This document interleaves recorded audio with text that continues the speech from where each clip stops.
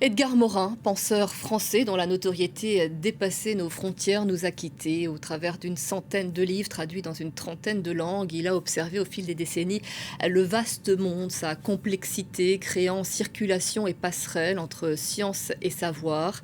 Il y a 2 ans, il témoignait au micro de France 24 de ce que représentait pour lui le continent africain. Je vous propose de l'écouter.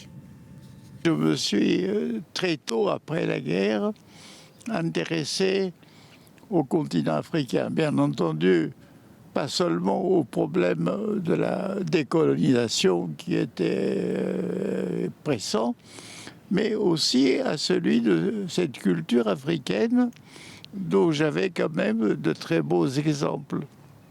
Et moi, je dois dire que parmi les grandes consciences que j'admire, il y a 2 grandes consciences du siècle passé, c'est Nelson Mandela et Aimé Césaire, c'est-à-dire deux Africains.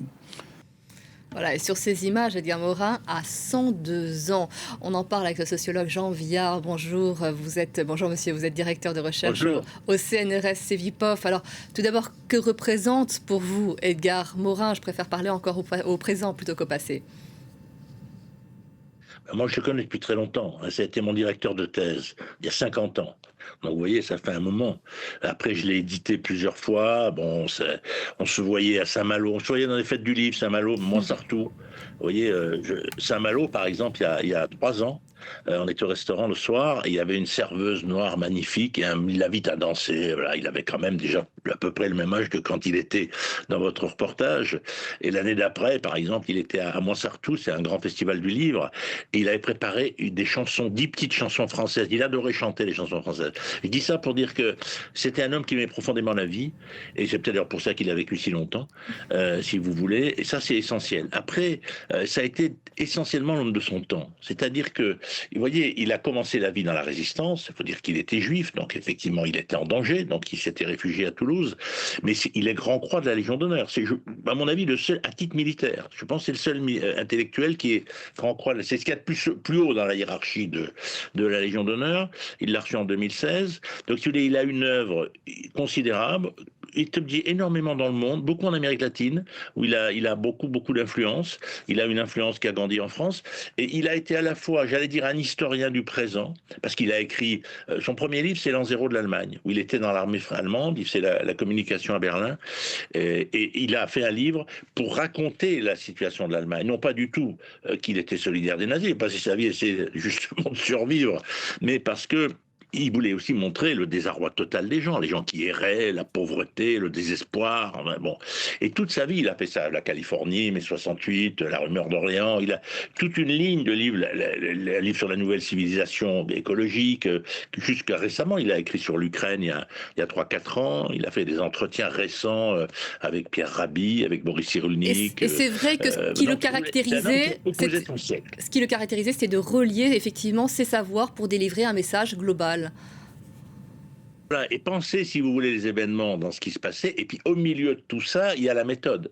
La méthode, c'est l'encyclopédie d'Edgar Morin. C'est une œuvre gigantesque qui vise à montrer que, si vous voulez, on a tellement séparé les savoirs qu'on ne sait plus penser le monde. Les mathématiciens sont brillants, les sociologues, les philosophes, les historiens. Mais tout ça ne permet pas de penser à un monde en pleine transformation. Et c'est ça l'idée de complexité. C'est de revenir à un savoir où on étudie sans arrêt les interférences. Comment l'un fait progresser l'autre, etc.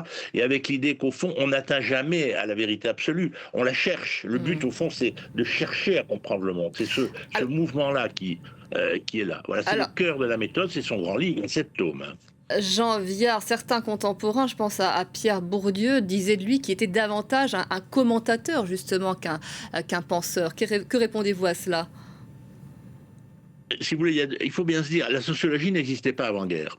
Que tous ces gens, que ce soit Pierre Bourdieu qui était de formation philosophique, Edgar était de formation juridique, au fond, après-guerre, cette génération, ces gens avaient arrêté leurs études souvent pour faire la résistance, ils avaient pris ils avaient eu des courages extraordinaires, ils avaient certains de leurs amis qui étaient morts sous la torture, enfin, il faut voir comment c'était, et on s'est un peu dit, qu'est-ce qu'on va faire de tous ces jeunes gens-là? Et c'est comme ça, au fond, qu'on a fait des sociologues au CNRS, lui, il est rentré en 1950, c'était Friedman qui l'avait piloté. Mais ce que je veux dire, c'est qu'au fond, on a créé une génération de sociologues ex nihilo avec des savoirs différents. Donc ils n'ont pas le même rapport à la sociologie, ça c'est sûr. Edgar était quelqu'un qui était plongé dans le présent et qui voulait l'expliquer aux autres.